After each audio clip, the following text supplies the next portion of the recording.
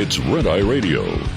Gary McNamara and Eric Harley talk about everything from politics to social issues and news of the day. Whether you're up late or you're just starting your day, welcome to the show. From the Uniden America Studios, this is Red Eye Radio.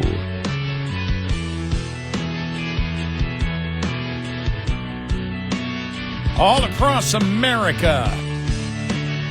Good morning. He is Eric Harley, and I'm Gary McNamara. Good morning. Thanks so much for being here. I haven't talked much about what's going on with the negotiations, the whole Ukraine thing, because we don't know yet. You don't know anything. I mean, the president did come out. Was he on Fox and Friends yesterday when he said no U.S. troops? Yeah. Yeah. And he had not ruled them out the day before. Right. And so that's where John Bolton came out and said, just wait till Trump puts U.S. troops on the ground. And, we don't know what eventually is going to happen here. I don't know. I mean, because, you talk about when they talk about the whole Article 5 thing, which would mean, that's the kind of security guarantee that you need. And we said, okay, what they're trying to do is create a new NATO, a mini NATO. Yeah. And have whatever European nations and the United States would be in a security agreement that would be like NATO, that if any country attacks Ukraine, they attack us. That's what it means. Mm-hmm. That's when you have alliances like that and a NATO treaty like that, that's what it means. They attack them, they attack you. You're at war. You agree to be at war at that particular time. Now, how that's going to be written, if the United States is part of the security guarantees, which we've implied we would, well, that means then, unless Trump's goal, because you notice the last 36 hours, he has taken less of a role. Yeah. Where he has said, well, it's up to those two to decide what they're going to do. Would it be, I guess this is all pure speculation, could you see Trump saying, no, all the security guarantees come from the deal that you sign with Europe, that we're not going to be a part of signing the deal. We may help broker it, but the security guarantees come from Europe. I haven't heard that yet, but if you're trying to say that we won't have any troops on the border or on the ground at all, will we be a part of Article 5? Because Article 5, then it says the United States is at war with Russia if they go back into Ukraine. Those are questions because I don't have the answers for them, and I'm not expecting answers from you or anybody else. I could see him saying, look, this is tied to what the European partners would do. If we're talking about security guarantees, that's really going to have to be where they get involved. We're not going to get directly involved in that. But he hasn't said that. He has implied that we are involved. Yep. Because if you're talking about, no, we'll have security, you're talking will have that, not they will have security guarantees. Again, though, the reason I don't spend too much time on this is because it doesn't mean, the speculation is meaninless. Unless we have no idea how this is going to turn out between the two, Ukraine and Russia. We have no idea. Yeah, the only thing that isn't speculation is, Trump is in cahoots with Putin, and they both wish to take over the world. With this, what he was saying yesterday, Trump asserted that the U.S. would support the Europeans in providing Ukraine with security, hinting that much of that support would be from air power. And then here's a quote. We're willing to help them with things, especially probably if you could talk about by air, because nobody has the kind of stuff we have. What he's saying is, it doesn't matter. That's still Article 5, Russia attacks. Yep. We go after them with our Air Force. Right. You're still at war Yeah. at that point. Right. And what you're saying is our losses would be none or very few because we have superior air power than Russia does at that point. So, but it really doesn't matter because you're at war at that point. It'll be interesting to see if that's the deal and that Article 5 is in there. I think the American public will accept it. I don't know. I haven't heard much. You know, you had John Bolton yesterday saying, wait till the MAGA people here. There's going to be troops on the ground. And we'll go to war with Russia if they attack. I haven't heard a peep. Have you? From the MAGA social media types? You mean? Yeah, no, I haven't heard much there. Yeah, nothing. So Yeah.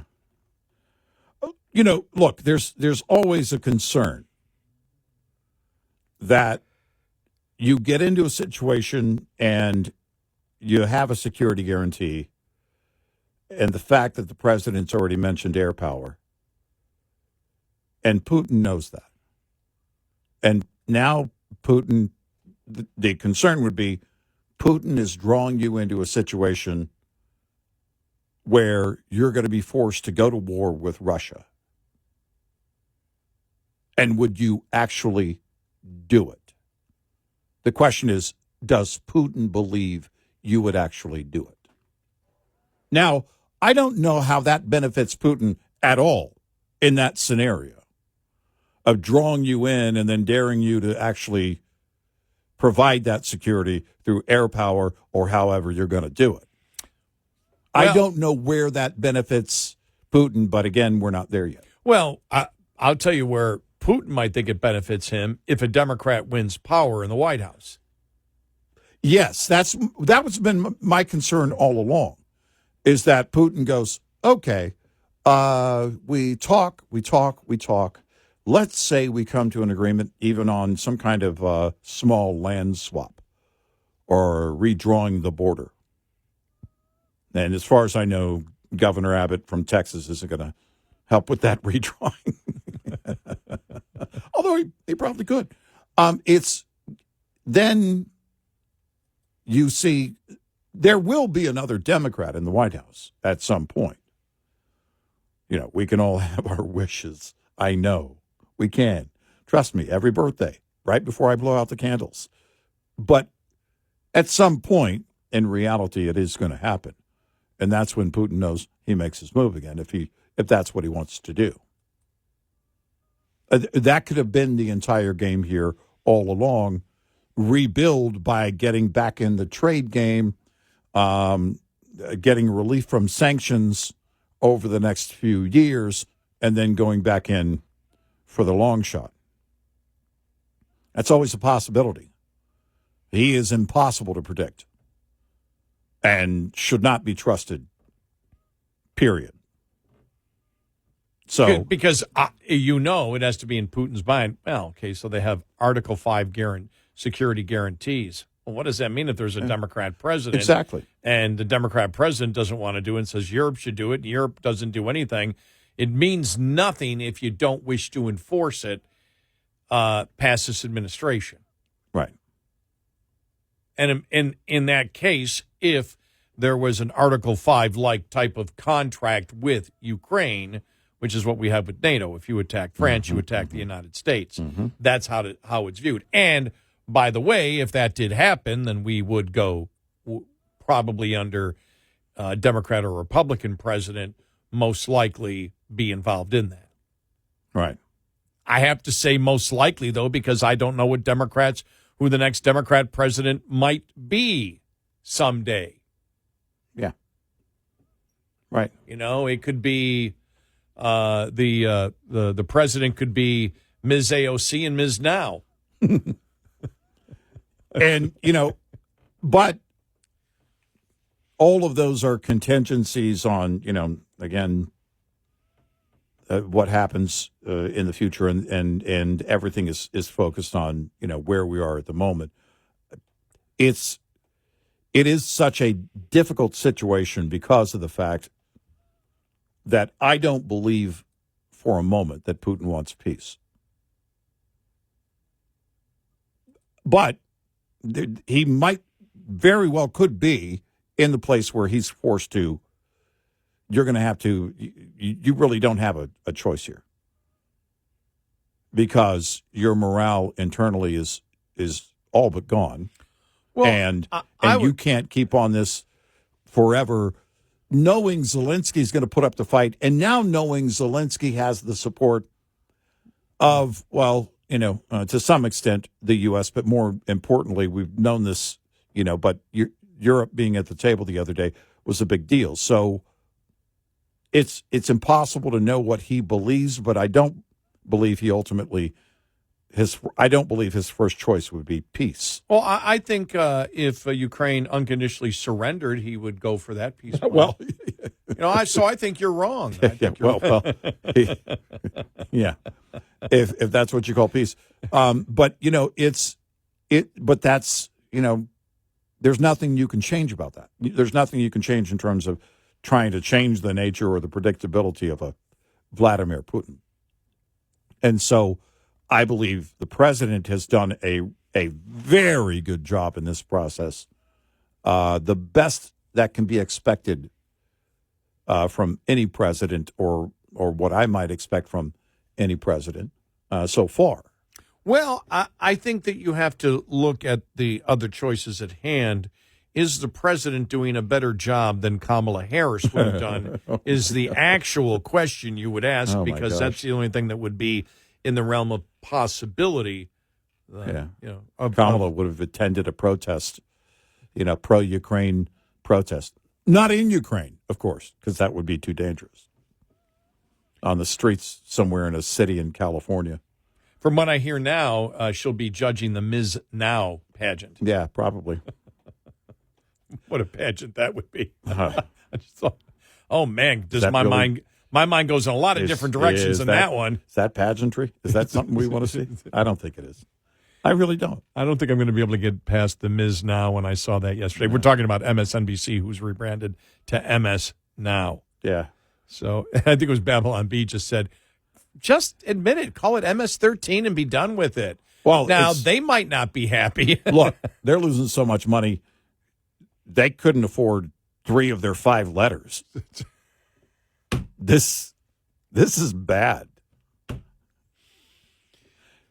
Oh, coming up, we will tell you, you made me think of it. Rachel Madow insists that the rebrand will be better because now they don't compete with NBC. Oh, okay. You didn't to begin with. You didn't. What are you talking about? That's you not. never competed with NBC. No.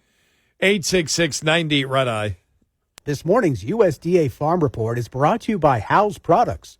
Tested, trusted, guaranteed since 1920. Hurricane Aaron in passing. Over the weekend, we did see the system passing less than 200 miles north of the northern Virgin Islands of St. John and St. Thomas, and then also passing less than 200 miles north of San Juan, Puerto Rico. The impacts were generally minor, but did result in some power outages across both Puerto Rico and the U.S. Virgin Islands. And even as a Category 5 hurricane over the weekend and weakening this week in its travels, USDA meteorologist Brad Rippey notes a rare distinction for this system in passing. North of the Caribbean, east of the United States, west of Bermuda, and then south and east of the Canadian Maritimes. In other words, Aaron will never actually make a landfall anywhere at any time during its life cycle, which is pretty unusual for an Atlantic hurricane of that magnitude. Yet the Atlantic coast is expected to feel various impacts from Aaron, such as life-threatening surf, even with this system not making landfall. I'm Rod Bain reporting for the U.S. Department of Agriculture in Washington, D.C. This report brought to you by Cenex Fuels and Lubes. Lines open for your calls. 866-90 Red Eye on Red Eye Radio.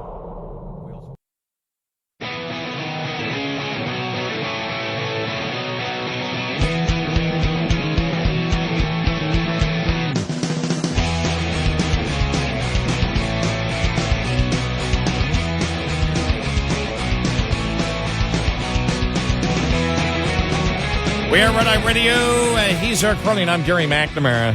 So we had mentioned Ms. Now. Ms. Now insists that MSNBC, Rachel Maddow insists that MSNBC rebrand will be better after clipping NBC from the name. This from the New York Post. Taylor Herzlich from yesterday, he wrote this. I just love the way he wrote it. Anti-Trump news anchor. Actually should be anti-Trump activist, not news anchor.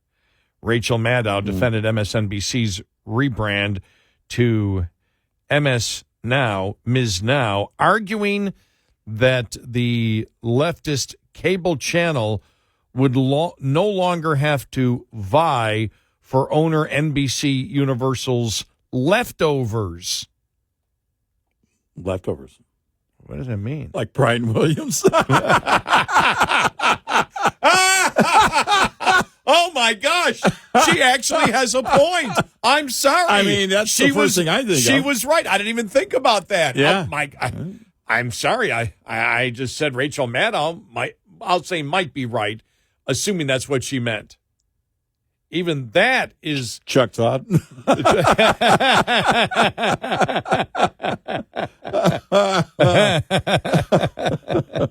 You need more. They weren't radical enough. Right. He did do a show on there, didn't he, on the weekend or something, I believe. Oh, Chuck Todd? Yeah. Oh, no. He was on, I think he had a Daily Show for a minute. Oh, Yeah. for a minute. Before he was fired. But they would not have to vie for NBC Universal's leftovers, adding, "We're competing with them now." The new name and logo, which was brutally mocked online, are part of Comcast's $7 billion spinoff of cable assets into a separate publicly traded company known as Versant.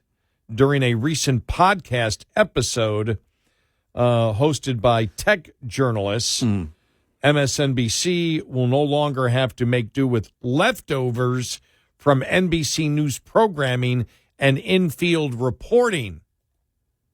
In this case, we can apply our own instincts, our own queries, our own priorities to getting stuff that we need from reporters and correspondents, and so it's going to be better. I don't think so. That's a stretch. Maddow's defense of the rebrand came in stark contrast to the ruthless jokes across the internet that quipped the new name, short for My Source News Opinion World. Sure. Yeah, go with that. Actually stands for Majorly Skewed News Overly Woke, and most surely no one is watching. Others started calling the channel BS Now, or as we have, Ms. Now. Yeah.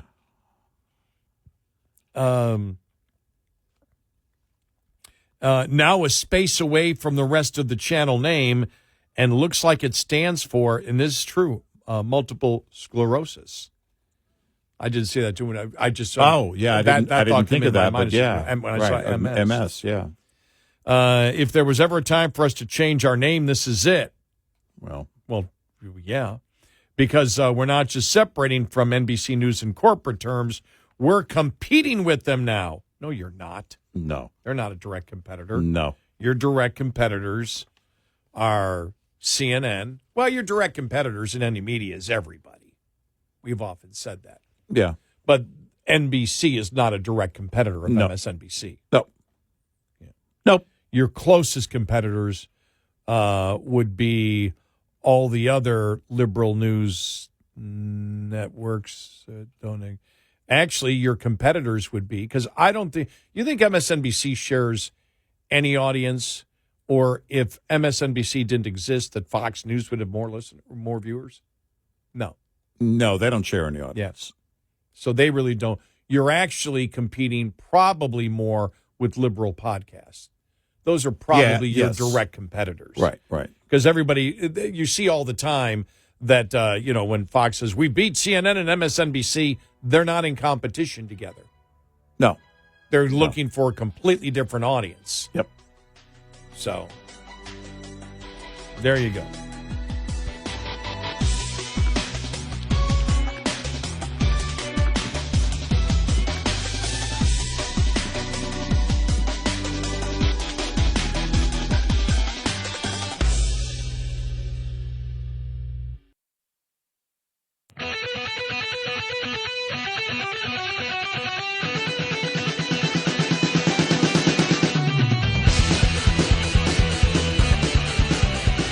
You're listening to Red Eye Radio from the Uniden America Studios. And he's Eric Harley, and I'm Gary McNamara. Download our Red Eye Radio app today, and you can listen when you choose. All right, so we talked a little bit about the Smithsonian stuff the other day, Trump putting out the executive order for truth and sanity in American history. Yeah. You know what it reminded me of? We didn't say this the other day. We only briefly talked about it the other day. Mm-hmm. We'll talk a little bit more in depth about it right now. I went right back to when remember DeSantis said no critical race theory in schools anymore? Yeah. And they were like, you don't want to teach slavery. Yeah, right. Yeah. And then they actually looked at it and goes, no, it teaches slavery. Yeah. What it doesn't do is teach critical race theory, which is completely false. Right. It doesn't distort history. Right. And I on CNN, of course, they've been talking about it back and forth about this entire thing. First, we'll start with Scott Jennings. Okay. When they get into their discussion on it. Here we go. By saying that my personal view is slavery was a reprehensible institution. I agree with your words that it was our original sin. We also fought a war to eradicate it and to get over it as a country. And that was a necessary thing that happened, and a lot of people died, and we did eradicate it, and that's a good thing. I think what he's asking is, in our museums, what defines us? Are we going to be defined by the worst moment or the worst institution or the worst mistake we ever made? Or are we going to be defined by what we've done moving forward to get over it and to become the greatest nation on the earth? My belief is that he wants to look at these museums, not because he wants to do away with the idea that slavery occurred, but that he wants to ask a very simple question. Are we going to present ourselves as being exceptional or not? And I think he believes there is an effort by some to continue to try to define us from our worst moment instead of to try to focus and define us based on our best moments, which started when we eradicated slavery and began to move forward as the light of the world. There you go. Okay, there's Scott Jennings talking about it. I want to get to just one more audio cut on this here, and this is Betcha Ungar-Sargon talking about it with Bakari Sellers and everybody else, and she starts talking about how in 2012, research that was done where sociologists began picking up the new trend, white progressives were becoming obsessed with race. And this is all part of, all part of the discussion on, where we're going and what the left has done when it comes to history. Here we go. Okay. Starting around 2011, 2012, sociologists started to notice a shift in white liberal opinion polling to where white progressives became more extreme in their views on race than Black and Hispanic Americans. And they called this, the sociologists called it the Great Awakening. And when they postulated, where did this come from? Why did white progressives suddenly start obsessing over race in a way that was actually far to the left of where Hispanic and Black Americans were on this issue? They found that the media had shifted radically how it talked about these issues. So, for example, in 2010, the words white supremacy were mentioned 75 times in the Washington Post and the New York Times. But the media is different from museums. In 2020, the words white supremacy were mentioned 700 times in the Washington Post and the New York Times and 2,400 times in NPR. The word racism, 4,000 times in 2020. The words white and racial privilege from 2013 to 2019 grew by 1,500% in the New York Times and the Washington Post. And the word slavery itself exponentially skyrocketed as a percentage of words.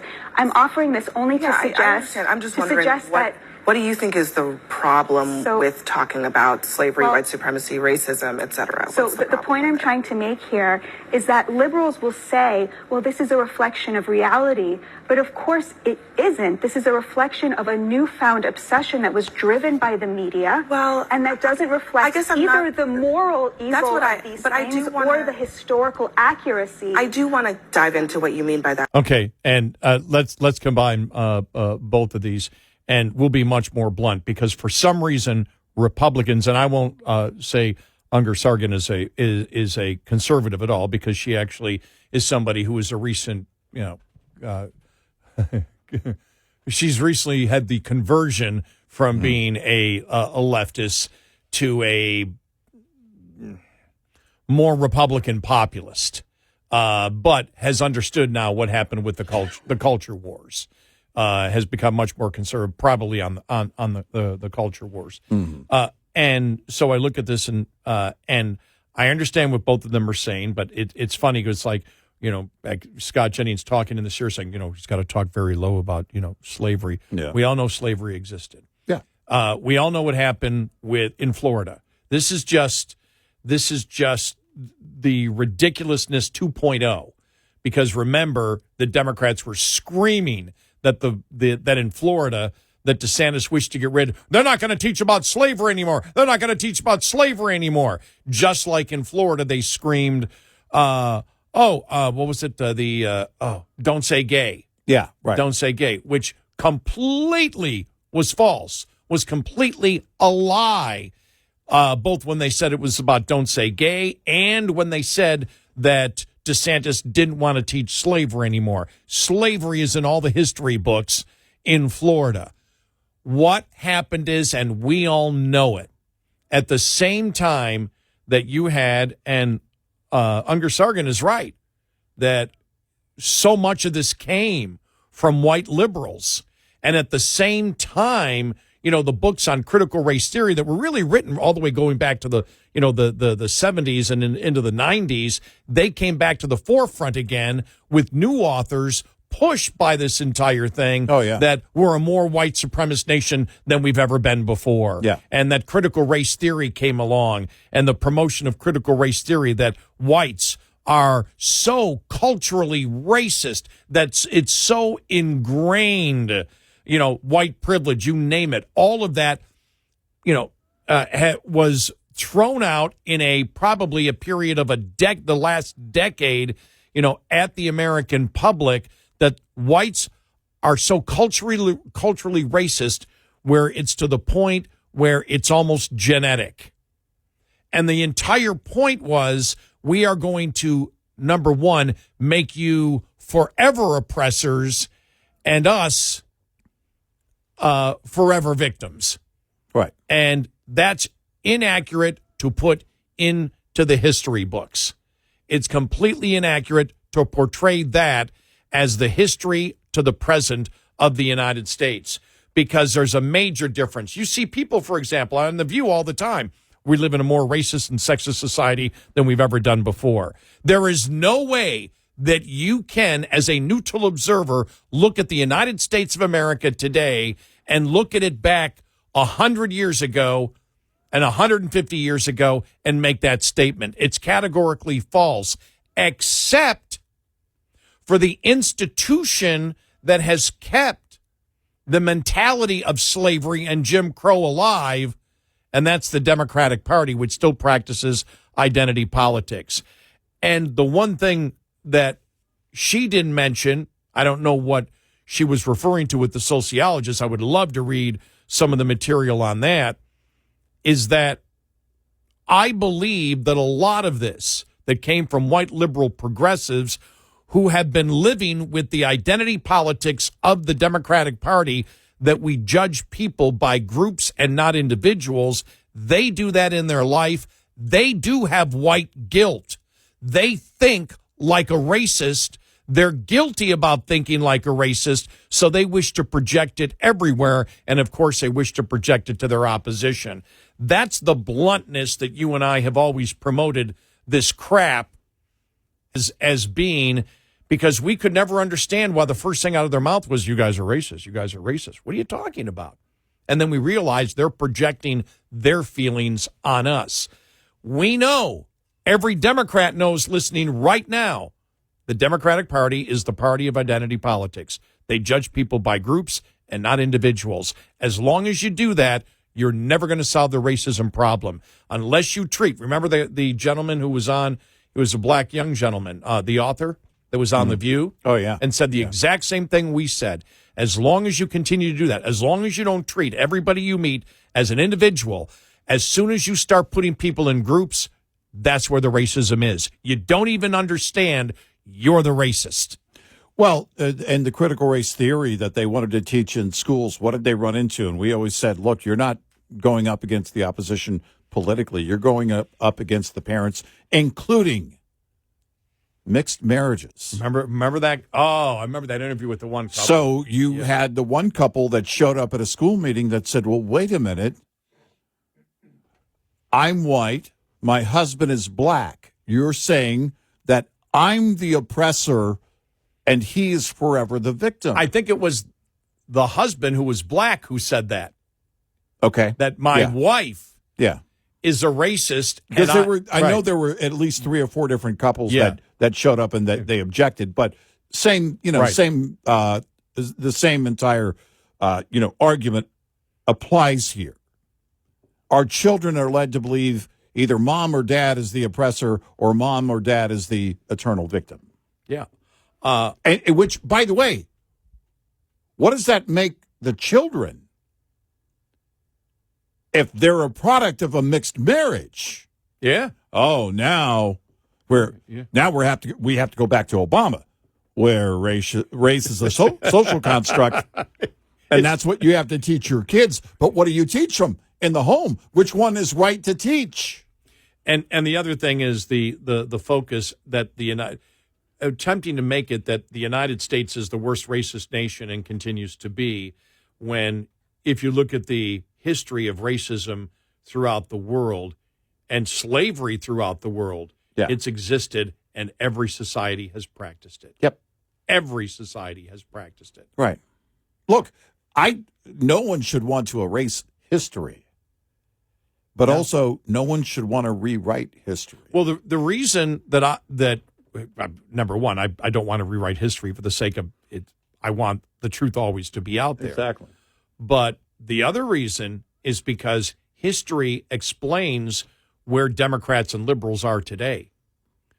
Right. The whole racism and the support of the Democratic Party for racism and Jim Crow laws. There is no institution in the United States more invested in racism and Jim Crow, and I mean financing it. The big money that helped to finance the promotion of slavery and Jim Crow than the Democratic Party. And the fact that they remain today the bigoted and racist party of identity politics, the last thing I would ever want to do is ignore slavery, because that's a direct link to why the Democratic Party today promotes the racism of identity politics. Yep. They use it politically. They use it to create victims and oppressors. And to build fear in minds of people. You can't fully understand the Democratic Party unless you know the history of the United States and slavery and Jim Crow laws' involvement in it as to why the modern Democratic Party is where it is today. Right. Yeah, I mean, it's why they call Trump, or whoever the guy is in power in the GOP, Hitler. Yeah. And Bill Maher said it. We called all the other guys Hitler, but Trump really is Hitler. We have to remind people, Bill Maher's not in the center. He's on the left, squarely, still today. He may disagree with some of the things that the left is doing, but he is on the left and was part of that, building that fear. And think about how dangerous that is. That you want people to believe he's capable of ethnic cleansing. Yeah. And my problem, again, this is another opportunity for Republicans to explain Democrats, as we just did right now, and for some godforsaken reason, they don't have the guts to ever be really blunt and go after the Democrats for the racists that they still are today in the practice of identity politics. Yep. And the misogynists they are promoting the radical transgender narrative. Yeah. 866-90-RED-EYE. Get in touch with Red Eye Radio, toll free at 866-90-RED-EYE.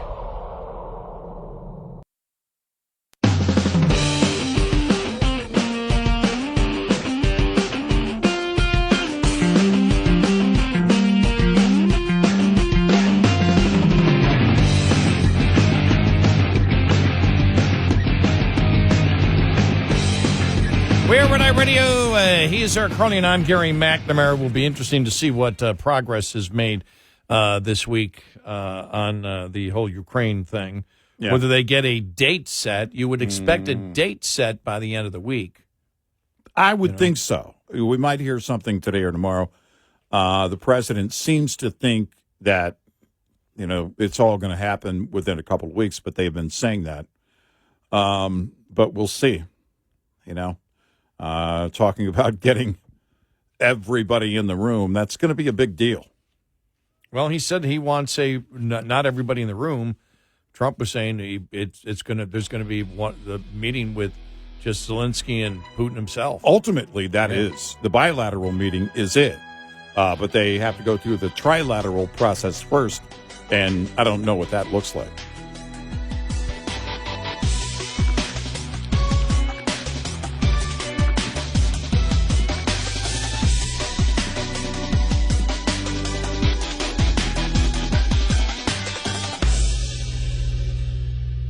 This is Red Eye Radio on Westwood One.